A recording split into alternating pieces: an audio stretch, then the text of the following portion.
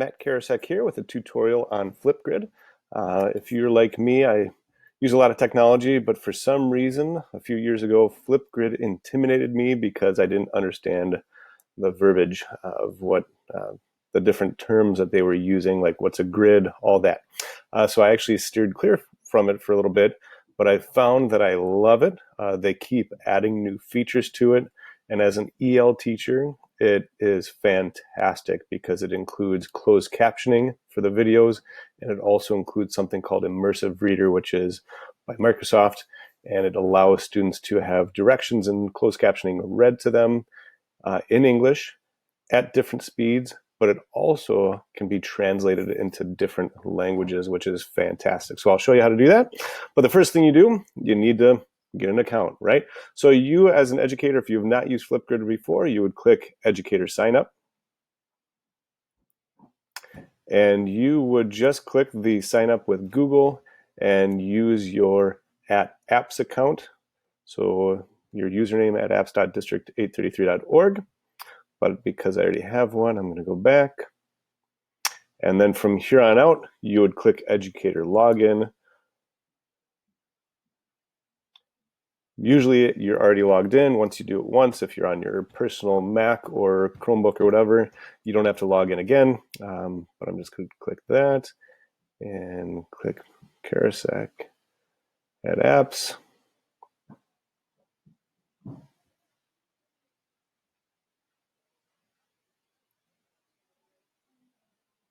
And from now on, I should get this page when I type flipgrid.com. So I shouldn't have to log in every time, but here it is. So basically, it used to be called grids. Now they're called groups, which, really a group or a grid is a classroom. So just think of it that way. A group or a grid is a classroom. And then within the classroom, you're going to have topics. Now those topics are basically your assignments. Okay, so groups are your classroom, topics are your assignments. So to create a group, you just click create a group, pretty easy. You want it private because you just want your students to respond. Unless you want everybody to respond, then you can click public, but I would make it private. You would type the group name. So if I teach EL, so maybe it's ELD 1A, so trimester 1, period 1, 2020 or something like that. That way it's specific to that class that I'm teaching. Unless you want all your classes, so let's say you're an English 9 teacher and you want to use Flipgrid, you can just put English 9 and then give access to all your different sections of English 9 classes. Here you've got the join code. You can actually change it. So let's say ELD 1A. So I can actually make it or modify it so that it's pertaining more to me. And then I'm going to click this student email, and you'll notice it says Google School email. So when I click next,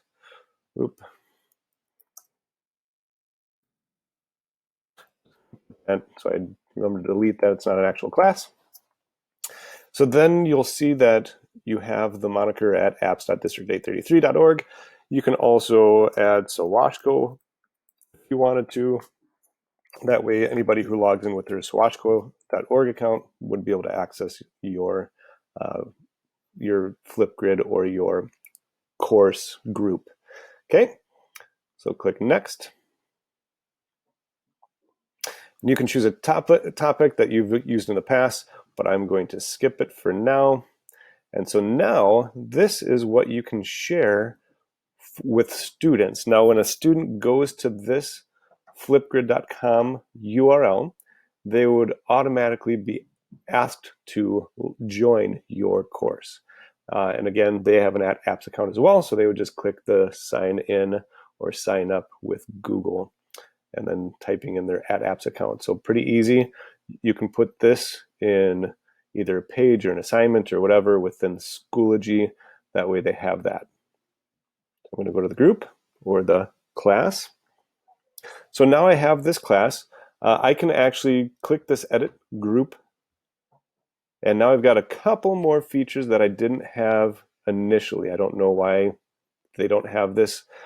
In last year, for example, this actually showed up right when you were creating a group. But for some reason, now you have to click the edit button. It's one more step, but it's not too big of a deal. And then you can choose this picture. So let's say you want this. You can update that. So now you can differentiate between your different groups or classes.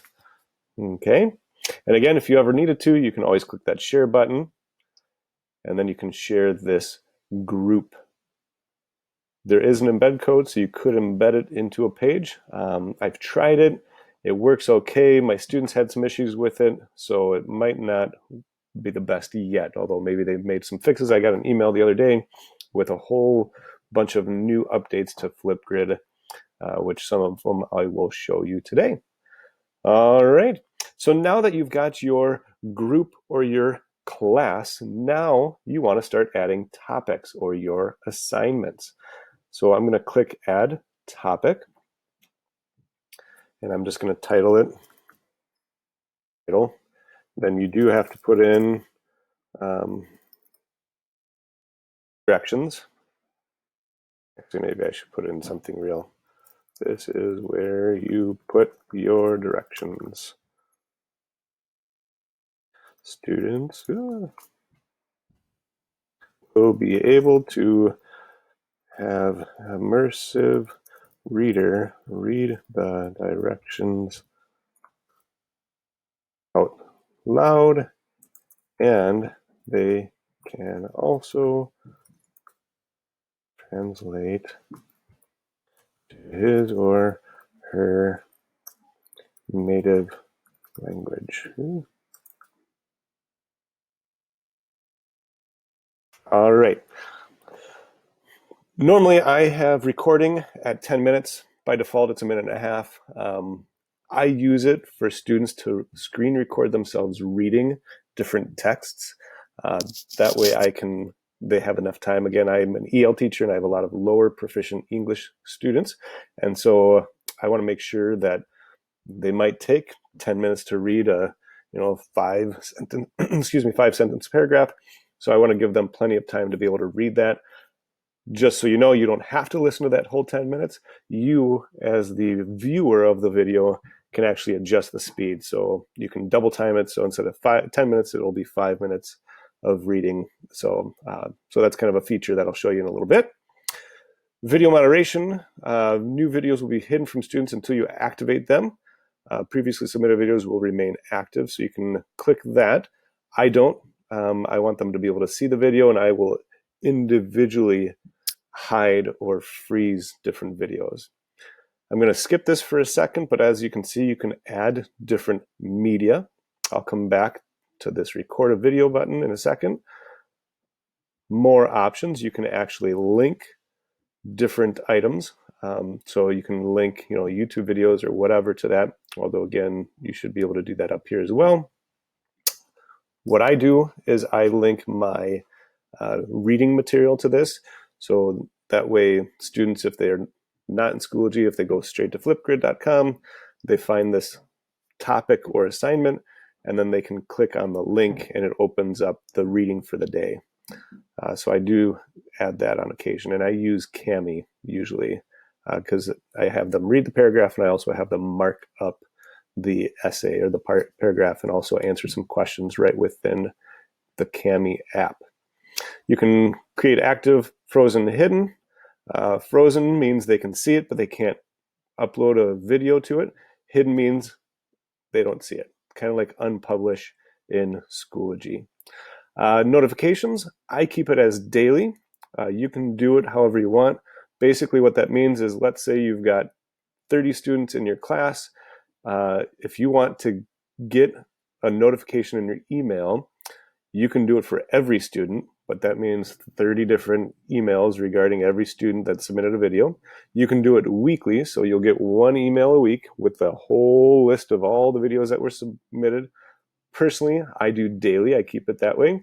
And so it'll send me one email that has a list of all the submissions for that day. So that's what I do. I also keep it as like. By default, it is off, but I like having students like each other. They're used to Snapchat and Instagram and all that, and the like button. So I do keep that available. If you are worried about comments, you can turn off the comments so students can view and like, but they just can't comment. But I keep that on because I want them to give feedback to each other, to be honest with you.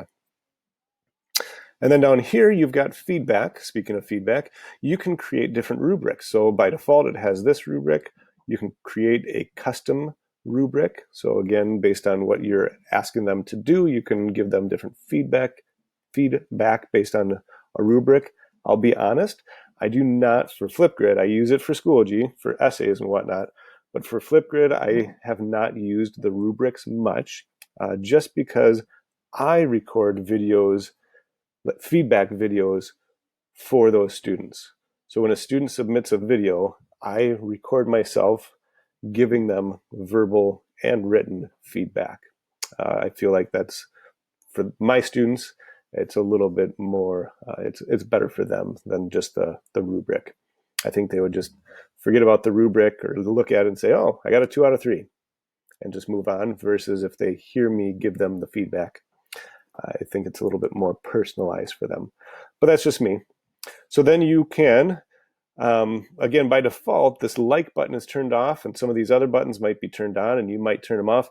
If that's what you want to happen for every topic or every assignment, you can click this Save Changes, and now every time it'll have that like button green instead of shaded off. So then I click Create Topic. Oops, I forgot something, but I'll go back to that. So you've got flipgrid.com, and here is your unique URL for that specific topic. Now, if a student goes to your course or your group, they will be able to see it, in a list of topics. But here is the specific unique URL for that topic. And again, you can embed it or you can copy it. So I'm all set, although I'm not. So here is, obviously, no responses yet, but students can submit it. This is what they will see. But I'm going to go back because I promised you the video. So when I create, again, and this is me, as an EL teacher, I want my students to hear and read English. And so I record a video with all of the directions. So I'm going to click record. And when I do this, when a student submits a Flipgrid topic, it will look exactly the same as what it does for me right now. So if I were to click this, give me a second, it's going to give me that rotating because I have my GoPro also hooked up, not right now, but I have it as a screen recorder as well. So it defaults to that for some reason. So this is what a student would look like. My students would use something called Cami. So I'm just going to go to web.camihq.com, and I'm just going to open up an article as an example. Sorry, I should have had this ready beforehand. I'm going to scroll down to recents from phone. So in the directions, I might tell the students to read, and I wouldn't give them this long of an article, to be honest with you. This is just an example of something else I would have students mark up. But let's say I want them to read the first paragraph. I usually model it. So when I am in Flipgrid, I will actually screen record me reading the article. So if I click screen record in Flipgrid and I click that record button, it will allow me to screen record not just the Flipgrid tab, but any other thing on my desktop actually. So even if I had a PDF on my desktop open in Acrobat, then I could read it there as well. But again, I usually have my students read from Cami. That way they're using it in different ways to read, to write, to mark on, etc. So when I do that, I can click screen record. So I'm going to quickly show you. Blah, blah, blah. You're going to see me double. Sorry. So now it's recording, and I can say there may be a new reason to look forward to camping trips. and read through that, just so, again, they're hearing a native English speaker read the article first, and they can always record it or rewatch it as many times as they want, just to practice. And I usually have them repeat after me before they actually record themselves reading it. So then I click stop recording in Flipgrid.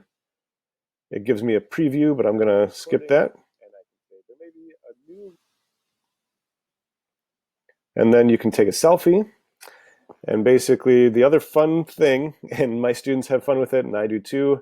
If you saw some of my topics, you see that some of them are pretty goofy looking, but you can add emojis.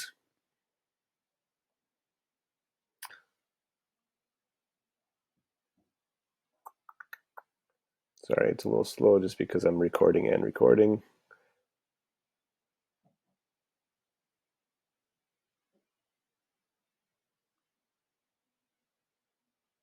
So you can put it over your face. You can add different features, so even like hats, glasses, those sunglasses, those types of things. And then you just click record or the photo button, and there it is. Click next, and now you have kind of a goofy picture of you.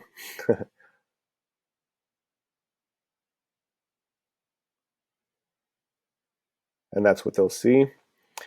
And when they want to look at the directions, and so now you can update, which I should have done before. So again, I wouldn't go back. I would automatically create the video.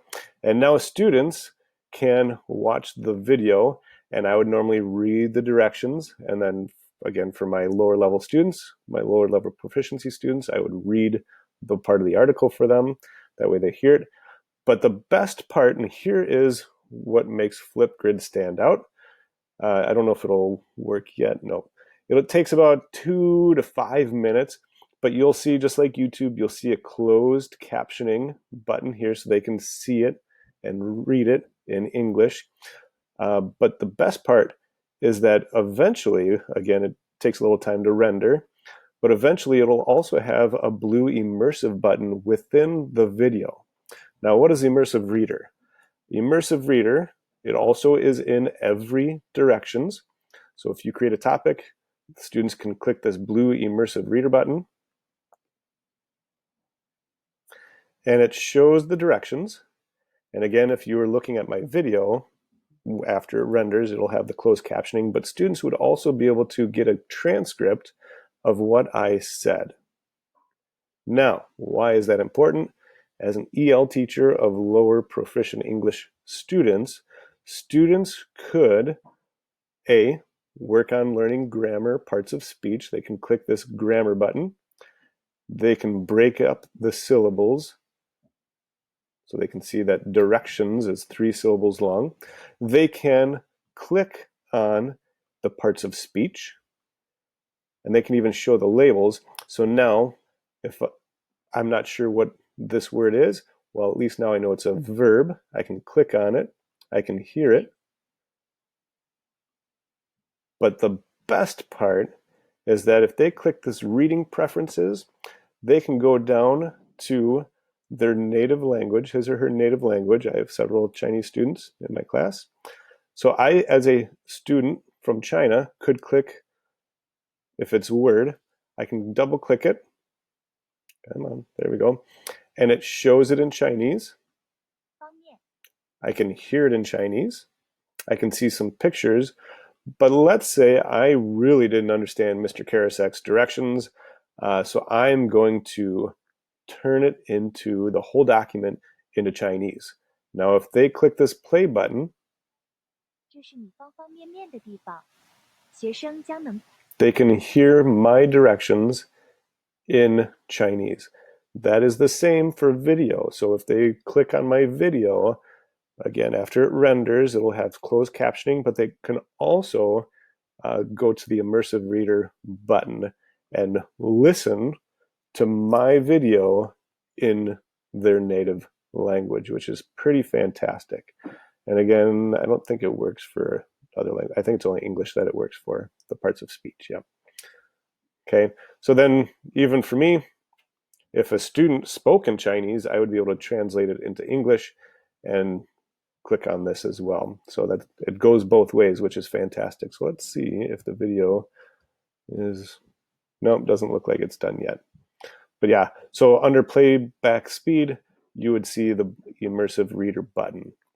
But again, it's rendering, so it's not quite done yet.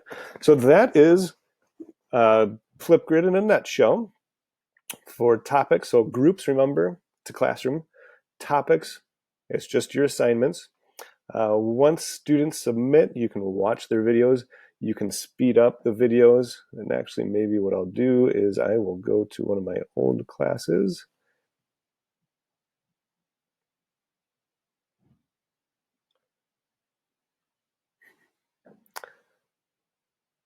So actually, let's just do this here.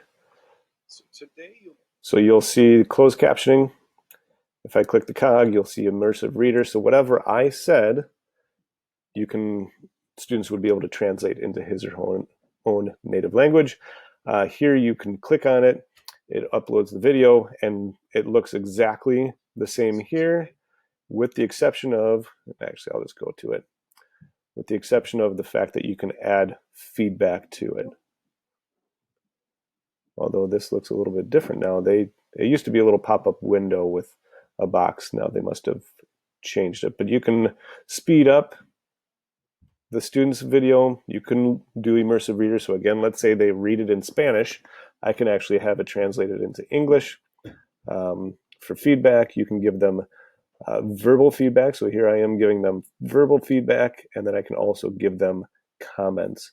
And usually, although it doesn't show it on this one, I usually type my comments as well as speak them. That way they can kind of see it either way, if they want to listen to the video or read it. But that is Flipgrid in a nutshell. And then the last thing I wanted to show you was discovery.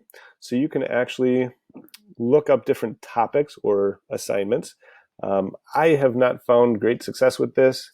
I've looked at different EL things, and personally I like mine better, usually just because it's personalized to what I'm doing in the classroom. Shows your activities, so awards, those types of things. Mixtapes means you can have different topics. So basically a repository for some of your topics. You can create videos and not put them in a topic yet. You can add that later. So maybe you've got a Monday video, a Tuesday video, and it's always the same on Monday, Tuesday, Wednesday, etc. Maybe you put that in there, or maybe it's just a greeting, and you can add that to any of the videos. But that is basically it. And then Grid Pals is you being able to contact or meet up with other Flipgrid teachers. Now, for some reason, I have been trying to all day to make myself active, and I just get the spinning wheel when I click next. I'm guessing I just have to restart my computer, which I'm not going to do right now. But that should work. You put in your information, and then you can get in contact with other Flipgrid users. All right, I think that is it. If you have any questions, feel free to contact me at mkarasek@sawashko.org.